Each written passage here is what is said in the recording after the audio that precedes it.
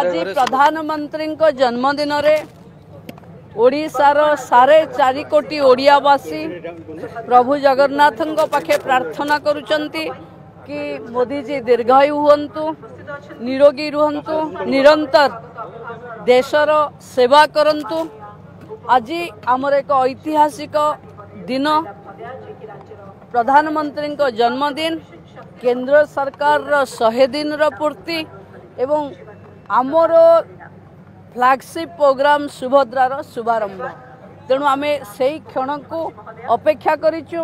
ओडिशार समस्त माँ भौणी माने अपेक्षा करिथिबे कि सुभद्रा रूपी भौणी मानंकु आज सुभद्रा मिलिबो। मु भाबुची बोधे एभली योजना भारत वर्ष रे कोठी नथिबो कि परिवार रे जेते जन सदस्य आसुथिबे हिताधिकारी रे समस्ते पाइबे एवं कोटिएरु ऊर्ध्व 2 मास भितरे गोटे योजना भितरे जोड़ी हेबे एवं सरकार जहाँ प्रतिश्रुति देइथिला मोदी ग्यारंटी को मोदी पूरा करने को आसुचंती। एभली क्षण को आपण माने ओडिशावासी आमे समस्त अपेक्षा करू। आमे ओडिशावासी तरफ प्रभु जगन्नाथ पाखे प्रार्थना करुचु मोदी जी दीर्घायु हुंतु, निरोगी रुहंतु, निरंतर देशर सेवा करंतु, कारण मोदी थिले सबु संभव।